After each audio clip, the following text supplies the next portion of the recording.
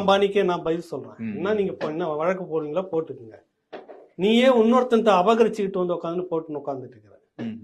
கோவிந்தசாமின்னு சொல்லிட்டு அவர் தான் சுயேட்சை சின்னத்துல நிக்கிறாரு.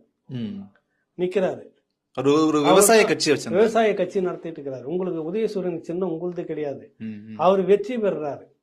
அவர் வெற்றி பெற்ற பிறகு அந்த சின்னம் நல்லா இருக்குதுன்னு அண்ணாதுரையெல்லாம் பேசி அட்டையை போட்டு பிறகு உங்களுடைய மந்திரி சபையில அவருக்கு இடத்த கொடுத்து மந்திரியில உட்கார வச்சுட்டு அவர் சின்னத்தை அவர் எங்க உறுப்பினர் அவர் இந்த மாதிரி இருந்தாரு எங்க கட்சியில இப்ப சேர்ந்துட்டாரு. சோ அதனால இந்த சின்னம் எங்களுக்கு வேணும்னு அப்படி நீங்க கேட்டு வாங்கின இன்னொருத்தனுடைய சின்னம் வெற்றி சின்னத்தை நீங்க அபகரிச்சுங்க. அந்த ஏஜி அப்படிங்கிற கோவிந்தசாமி ஒரு பன்னீர் சமூகத்தை சேர்ந்தவர், படையாட்சி சமூகம். அப்படி ஒரு நேர்மையான ஒரு அரசியல். கடைசி கட்டம் வரைக்கும் கருணாநிதி அவர் இருந்த வரைக்கும் கருணாநிதி பக்கத்துல காலை போட்டு உட்காந்து கால் முகம் இருக்கிற பக்கத்துல தான் கருணாநிதி உட்காந்துட்டு இருப்பார். அப்படி ஒரு கம்பீரம் இருந்தது அந்த காலத்துல. ஏன்னா அவர் போட்ட பிச்சையில நீங்க வாழ்ந்துட்டு இருக்கிறீங்க. சின்ன